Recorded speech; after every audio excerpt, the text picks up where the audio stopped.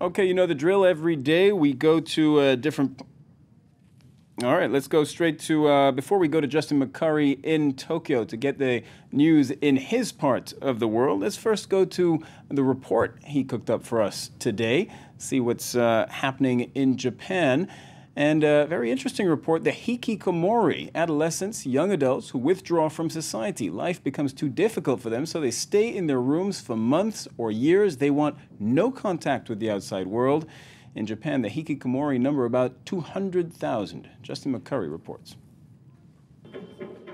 This is hip-hop with a difference. That Ryogo and his friends are here at all is cause for celebration. They belong to Japan's Hikikomori, people who spend months and often years cooped up in their rooms and who refuse to leave. I dropped out of high school and tried to find a part-time job, but no one was interested in hiring me, so I gave up. I lost the will to try. I became violent. And that's what led me to becoming a Hikikomori. Ryogo has spent a year living at this centre in Tokyo for 50 Hikikomori and other people with adjustment problems. Now he's learning how to function normally in Japanese society. He spent almost all of the previous 6 years at his parents' home, playing video games and reading manga comics. I honestly don't think I've spoken to my mother for 7 years.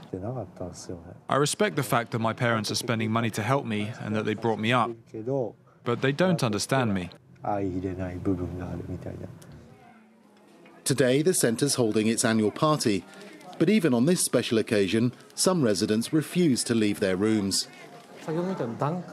We take things step by step. Some people here stand a good chance of getting a job, so all we need to do is accompany them to the employment agency. But others can't interact with other people at all.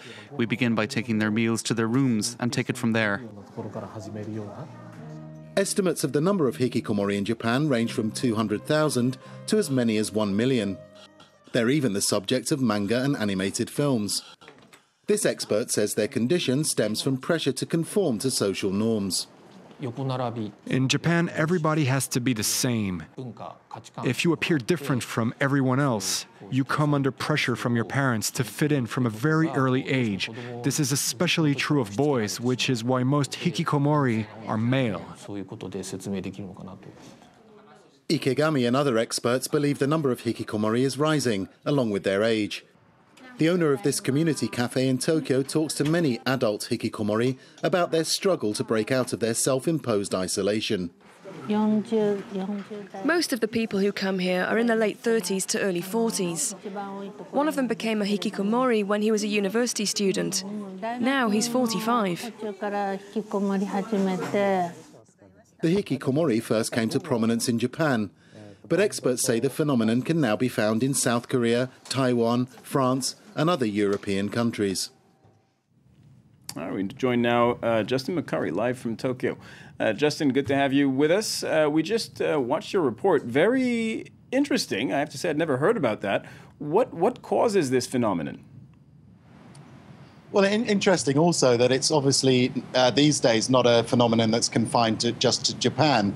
You do find Hikikomori around the world, particularly in East Asian societies. Taiwan and South Korea have a similar problem. In those societies, there is an enormous pressure, particularly on young people, to fit in. If you add those other pressures in a highly competitive education system, for example, the pressure to succeed and go to a decent university, to graduate and then find a job in a highly competitive employment market, this really adds up to far too much pressure for some people. So it's hardly surprising, given those background factors, that some people who may be a little shy and reserved in the first place decide, well, I can't keep up, I can't connect, I can't do what's expected of me, and they retreat into their shell and withdraw completely from the society around them.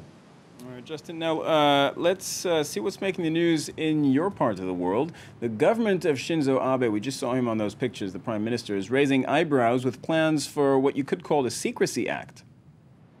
Yes, I think the fallout from the Edward Snowden NSA files and the debate over whistleblowers, whether they're a threat to national security or whether they're performing an important public service is finally having an impact here in Japan. There's a bill before Parliament, a State Secrets Act, that will increase the penalties for people who leak state secrets. So public servants will, if this bill passes, will face 10 years in prison, and significantly journalists who report on those leaks will face 5 years in prison. Now, the current prison term is just 1 year. Now, critics say that this National Secrets Act is rather wishy-washy. There's no clear definition of what constitutes a state secret. So that gives carte blanche, really, to officials to dictate what is a secret, what can and cannot be leaked, and what can and cannot be reported.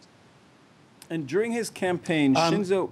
And it's going to result in journalists going to prison, which is, quite extraordinary. The government says that it needs this act in the face of growing threats from, for example, China and North Korea. Now, there has been some opposition among journalists and newspaper editors here in Japan, but despite that opposition, the cabinet has approved the bill, and it's likely to pass into law within the next few months.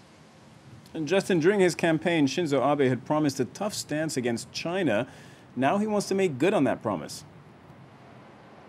That's right. Abe's made a series of comments, both in interviews with newspapers and in public speaking engagements over the last couple of days, quite fiery language. He's told China to stop these incursions into the waters around the Senkaku Islands in the East China Sea. He said Japan will stand up to China. China has said that any kind of shooting down of Chinese drones, for example, in Japanese airspace would constitute an act of war. So definitely a ratcheting up of tensions between those two big East Asian neighbors. All right, Justin McCurry for Asia Live. Thank you very much.